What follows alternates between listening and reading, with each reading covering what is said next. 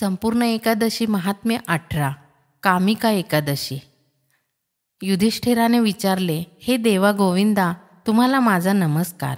शयनी एकादशीचे व्रत व चातुर्मासाचे व्रत मी ऐकले। आता आषाढ वद्य एकादशीचे नाव व व्रत सांगा।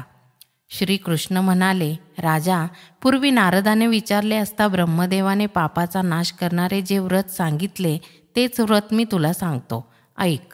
नारदाने विचारले, हे प्रभो कमलासना ब्रह्मदेवा, आषाढ कृष्ण पक्षातील एकादशीचे नाव काय, तिची देवता कोणती, व्रताचा विधी कसा आहे, त्यापासून काय फळ मिळते, हे सर्व मी तुमच्या तोंडून ऐकू इच्छितो, तेव्हा सांगावे।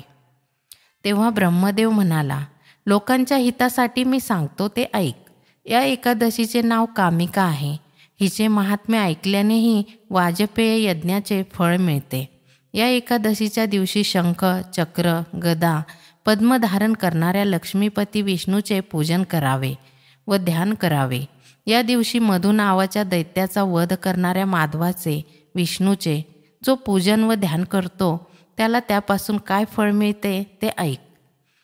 या एकादशीच्या दिवशी श्री विष्णूचे पूजन केले असता जे पुण्यफळ मिळते ते गंगेमध्ये, काशीमध्ये, नैमिषारण्यात किंवा पुष्कर क्षेत्रातही मिळत नाही। या पूजेमुळे जे फळ मिळते ते केदार क्षेत्रात स्नान केल्याने किंवा सूर्यग्रहणाच्या वेळी कुरुक्षेत्रात स्नान केल्यानेही मिळत नाही। तसेच या पूजेमुळे मिळणारे फळ गोदावरी नदीत सिंहराशीत गुरु आला असता व्यातिपात किंवा गंडक योगावर स्नान केल्यानेही मिळत नाही। जो मनुष्य समुद्र आणि वनांसहित सर्व पृथ्वीचे दान करतो त्याला मिळणारे पुण्यफळ सारखेच असते। जो मनुष्य सर्व साहित्यासह प्रसवकाली गायीचे दान करतो त्या गोदानाचे पुण्यफळ कामिका एकादशीचे व्रत करणाऱ्याला मिळते। या एकादशीला जो श्रीधर नाव धारण करणाऱ्या विष्णूचे पूजन करतो त्याला सर्व देव, गंधर्व, नाग व पन्नग यांचे पूजन केल्याचे फळ मिळते। म्हणून सर्व पापभीरू मनुष्यांनी या दिवशी श्रीधराची पूजा यथाशक्ती केली पाहिजे। जे संसाररूपी सागरात बुडाले आहेत किंवा पापरूपी चिखलात रुतले आहेत त्यांच्या उद्धाराकरिता हे कामिका एकादशीचे व्रत फार चांगले आहे। हे नारदा, या कामिका एकादशीपेक्षा पवित्र आणि पापांचा नाश करणारी दुसरी एकादशी नाही, हे तू जाणून घे, कारण तसे मला भगवंतांनी पूर्वी स्वतः सांगितले आहे। अध्यात्मविद्येत मग्न असलेल्या मनुष्याला जे फळ मिळते त्याहूनही जास्त पुण्यफळ या एकादशीच्या व्रताने मिळते। हे व्रत करणाऱ्याने एकादशीला रात्री जागरण करावे, त्यामुळे त्याला रौद्र, यमदूत पाहावे लागत नाहीत, त्याला वाईट गती मिळत नाही, नीच व हलक्या योनीत त्याला कधीही जन्म घ्यावा लागत नाही। योगी लोकांनी कामिका व्रतानेच मुक्ती मिळवली, म्हणून स्वतःवर नियंत्रण ठेवणाऱ्या मनुष्यांनी सर्व प्रयत्न करून ते व्रत करावे। या एकादशीच्या दिवशी तुळशीपत्रांनी भगवंताची पूजा करावी, म्हणजे कमळाचे पान जसे पाण्यातून अलिप्त असते त्याचप्रमाणे तो पापापासून अलिप्त राहतो। 8,000 तोळे सोने किंवा 32,000 तोळे चांदी भगवंताला अर्पण करून पूजा केली असता जे फळ मिळते ते फळ तुलसी दलाच्या पूजनाने जितके संतुष्ट होतात तितके हिरे, माणिक, पोवळी, मोती, पाचू वगैरे रत्ने अर्पण करून केलेल्या पूजनाने संतुष्ट होत नाहीत।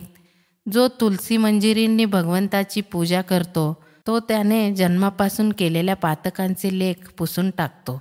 तुळशीचे दर्शन घेतले असता ती अखिल पातकांचा समुदाय नष्ट करते। तुळशीला स्पर्श केले तर शरीर पवित्र करते। तुळशीला वंदन केले तर ती रोगांचे निरसन करते। तुळशीला पाणी घातले तर यमाचे भय नष्ट होते। तुळस अंगणात लावली म्हणजे भगवान श्रीकृष्णाचे वास्तव्यच आपल्या घरात झाल्याप्रमाणे होते। भगवंताच्या चरणावर तुळशीदले अर्पण केली असता मुक्ती मिळत असते। अशा तुळशीला नमस्कार असो। जो मनुष्य या एकादशीच्या दिवशी देवघरात किंवा मंदिरात रात्रंदिवस दिवा लावतो त्याच्या पुण्याची संख्या चित्रगुप्तालाही मोजता येत नाही। एकादशीचे दिवशी ज्याचा दिवा भगवंतापुढे जळतो त्याचे पितर स्वर्गात राहतात व अमृताने तृप्त होतात। एकादशीच्या दिवशी जो मनुष्य तुपाचा किंवा तेलाचा दिवा देवापुढे लावतो तो कोटी कोटी दिव्यांच्या प्रकाशात सूर्यलोकाला जातो। मी कामिका एकादशीचा महिमा तुला आता सांगितला आहे.